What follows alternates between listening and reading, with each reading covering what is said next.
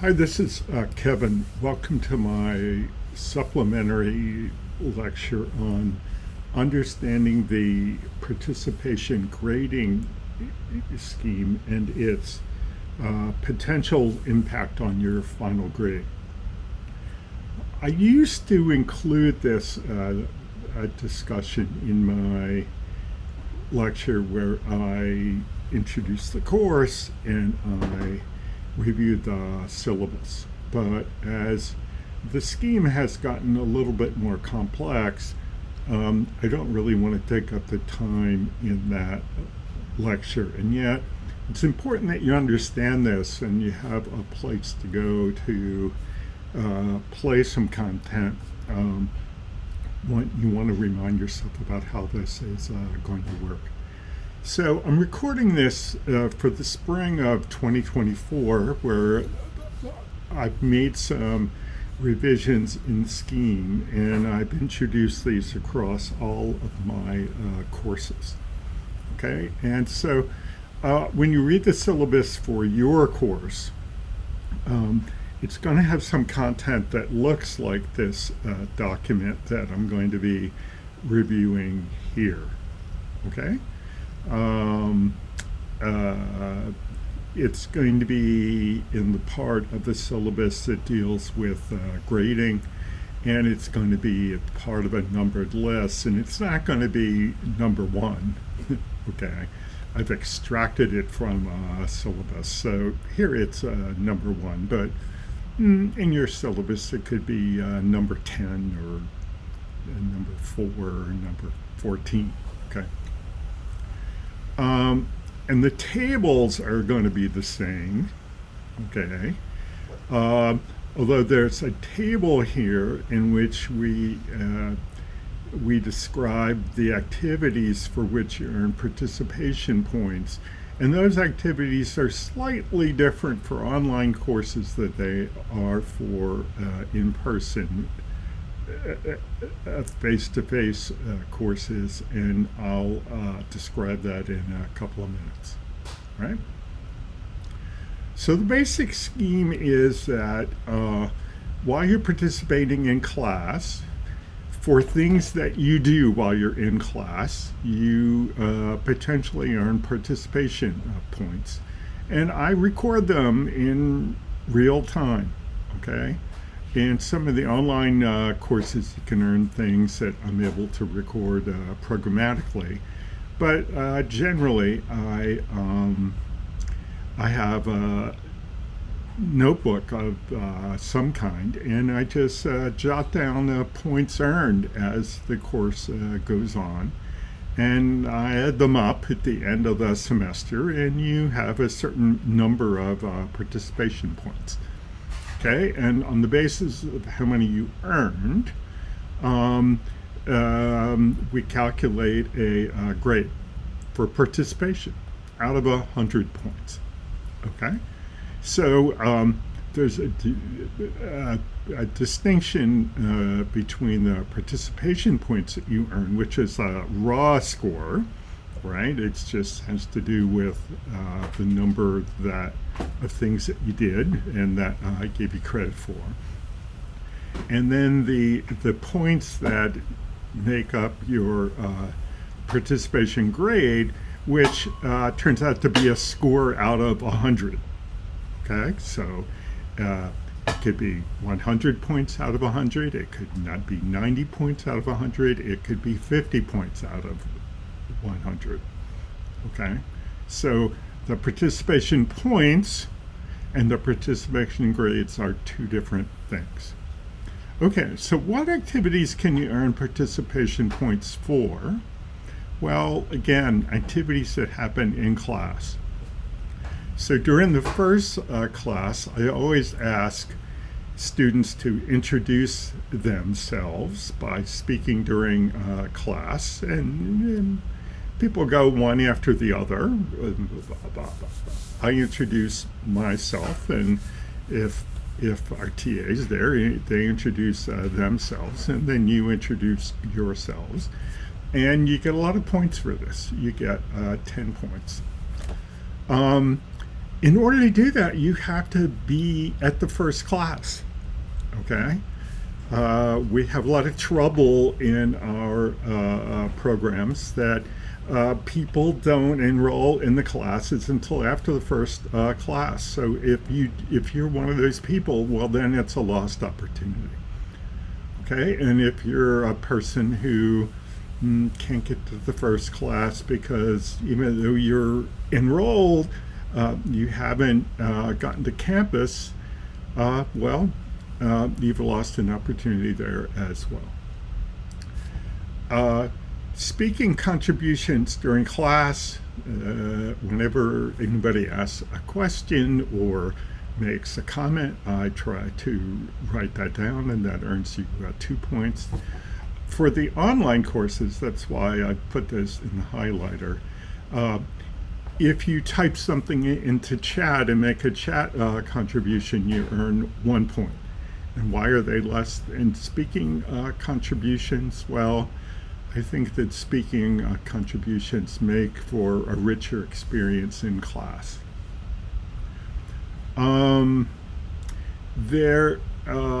For everybody who comes to class and actively participates in a group breakout session during the class, and we typically have them every class, except perhaps the first one,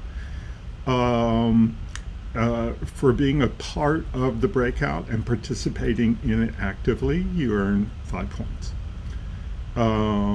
For speaking for your group during the debrief of the breakout session, you earn 2 points.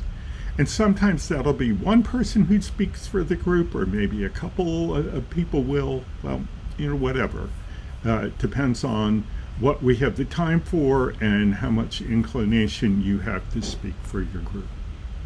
Okay? So let's think about how many points you could earn, right? There probably are going to be 14 class sessions, something like that, okay? And if you came to the first one and you introduced yourself, you'd get 10. And then if you came to the other 13 and you participated in the group breakout session, you'd earn another 65. 5 times 13 being 65. So even if you didn't speak at all, okay, apart from introducing yourself, you'd earn 75 participation points. Okay, but if you don't come to class, or you don't, or you come to class and the breakout session's already over, so you're not part of that, well, then you're not going to earn the points, right? Okay. So that's what you can earn. So you could easily earn 100 participation points if you were very active. And if you don't come to class and or you don't get involved in the breakout groups, you could earn 0 participation points. Okay. So the second part is what scheme your participation is going to be graded upon, and we've got separate formulas based upon how many points you earned. Okay, so if you earn 51 points or greater, well, you get the percentile-based scheme. And if you earned 50 points or lower, you get the low participation scheme. Okay, I'm hoping that everybody comes enough and participates enough that everybody will be in the percentile-based scheme. Unfortunately, history tells me that that's not going to be true. Okay, but let's say it is true. I'd like it to be true, and I think that you would too. So as long as you earn 51 or more, participation points. You're going to have your participation graded on the percentile-based scheme. Well, the percentile-based scheme is based on a program, a formula that I've implemented in a program that has these breakpoints. Okay, so what I do is I go and I figure out how many participation points everybody has, and I sort them in high to low order. Okay, and then I figure what percentile they're in. And there are typically two ways to calculate percentiles. You can calculate the percentage of people who are below you, or you can calculate the percentage of people who are at your level or below you, and it's the latter that I do. And when you calculate a percentile that way, it's possible to be in the 100th percentile. Okay, so 100% of the people are at your level or below. Okay, and if you're one of the people who are at the very top participation point score, well, then your percentile will be 100, and your participation grade will be 100. Okay, if you're in the 75th percentile, that means that 25% of the people are above you, well, then you've got a 95. If you're in the 50th percentile, that means that half of the people in the class had more participation points than you, then you'll get a 90. If you're in the 25th percentile, that means that 3/4 of the people in the class had more participation points than you, then you'll get an 80 for your participation grade. If you're in the 0th percentile, which I think is impossible to do, okay, but this is the floor of the percentile-based participation grade, because it always includes you, so you're at least going to be in the 1th percentile. But if you could be in the 0th, you'd get a 75. Well, what if you're in between these percentiles? Well, the program just extrapolates in between these points. So if you're between the 100th and the 75th, then you get a proportionate grade in between 100 and 95. And that's probably going to turn out to be fractional, and then we're going to round it. What kind of rounding are we going to use? Well, we're going to use the kind of rounding that's done in Python, because the program that calculates all these is written in Python. And I think that Python rounding by default is round half even. Okay, so that's how that's going to be done. Okay, so if you scored 51 participation points or greater, which I'm hoping again everybody's going to do, most people are going to get a fairly favorable participation grade. Okay, now what if things go wrong and you're part of a group of people who are in this low participation scheme because you've scored 50 or fewer participation points? Well, this is how this is going to work. So the conversion, if you've got 50 participation points, you're going to get a participation grade of 50. That's pretty steep. Okay, if you're down at 35, you'll get a participation grade of 35, 25, 25. Anybody who's got fewer than 24 participation points is going to get 0. That means that they came to fewer than 5 classes in which they participated in a breakout group. guess if you came to 5 classes and you participated in the breakout group, you'd have 25 points. Okay, so it's very hard to get down this low. Have people done it? They've done it. Okay. All right, so these are the grades, and you can see the grades for the people who are being graded on the percentile-based scheme are between 75 and 100, and the grades for the people who are being graded on this low participation scheme are between 50 and 0. All right, now what kind of impact is this participation grade going to have on your final grade?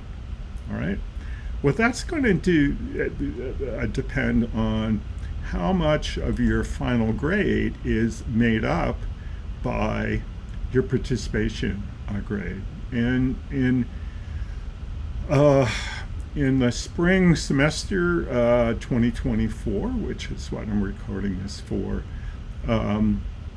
I've got one course where participation makes up 10% of the grade, and 2 courses where it makes up 15%.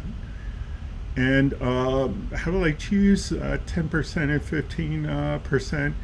Well, the course in which it's 10% is one in which I traditionally get high participation, and the one in which it's 15% is courses in which I've traditionally gotten low participation, and my judgment is that the impact has to be higher in order to get participation up. Okay. So these are the grades that I showed you on the other sheet. Okay, these are kind of the breakpoint grades. Right, so if you're on the percentile-based scheme, if you're at these breakpoints, well, then you get these grades. Okay, and if you're in between, you get in between grades, and then they're rounded. And these are the breakpoint grades for the low participation scheme. Okay, that's how I came up with them. So what happens when you translate these over into impact on final grade? Well, of course, so if you got a participation grade of 100, if the participation grade makes up 10% of your final grade, well, that has a 10-point impact on your final grade. That's a whole letter grade. That's the difference between an A and a B. Okay? If you're in a course where the final grade the participation grade makes up 15% of the final grade, well, then at 100%, you'd earn 15. It would have a 15-point impact on your final grade. That's a letter grade and a half, right? So that's like the difference between an A and a B minus. Okay, so these are big, right? Now, of course, the differences in participation grade are somewhat mitigated by the fact that they're not happening at a full 100% when calculated into your final grade. So, for instance, the difference between getting 100 as your participation grade and getting a 90 as your participation grade, well, in a 10% participation course, well, that's just 1 point in your final grade. Okay, it could be the difference between an A and an A plus, though, right? In a 15% grade contribution course, it's the difference between 15 points and 13.5, and that's going to be a point and a half, right? And that could easily be the difference between an A and an A plus, or a B and a B plus, or a C and a C plus, When you get down to 75 as a participation grade, well, it has 7.5. It comes over at 10% at 7.5 points. So that's a 2.5 point impact. And of course, in the 15% course, the difference is the difference between 11.25 and 15, which is, I think, 3.75 points. Okay, but where the impact difference gets really big is when you drop into the low participation scheme, right? So if in fact you only earn 50 points, well, it has it's the difference between at 100 getting 10 points and at 50 getting 5 points. Okay, so that's again half of a letter grade. Okay, and at 15%, it has a 7.5.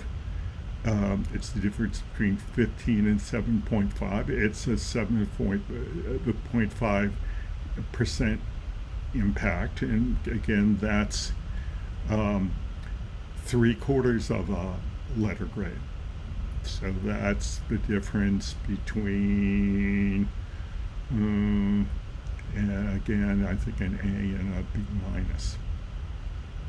Okay? So you definitely don't want to get down here. I mean, if in fact you've got fewer than 25 participation points and you're in a course in which the participation counts for 15%, you can easily lose 15 points, right? So where do we expect people to be? Well, I sort of expect people to be in this 90 range. I mean, this is the 50th percentile, right? Again, go back here.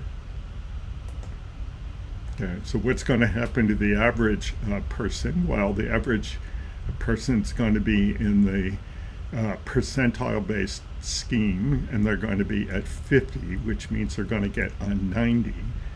And so when you come over here, 90, you're getting 9 of the 10 points, and if it's at 15%, of course, you're getting 13.5 of the 15. Okay, and that's going to, for most people, that's going to be very favorable for their overall final grade. Okay, I've had a lot of difficulty over the years having people see the unfortunate problem of not attending class and or attending it and not participating. And so I've resorted to, one, this grading scheme, but two, this video where I'm trying to make more clear the impacts, the virtues of coming to class and participating, which is obvious to a lot of people, and the detriment of not coming to class and or not participating, which seems to be, the problems with that seem to elude some people. And I just want to make sure that everybody has a fair chance to understand the scheme up front. I truly believe that coming to class and participating leads to a great experience for all of us. And I'm looking forward to having you all there. And I'm looking forward to people getting a lot of very favorable participation grades, and us going away from the semester having had a good experience that we really enjoyed. Okay, and I'm hoping that having taken a little more time to make this video and explain the scheme and its impacts will make that happen. So I'm going to say bye until next time. Bye-bye.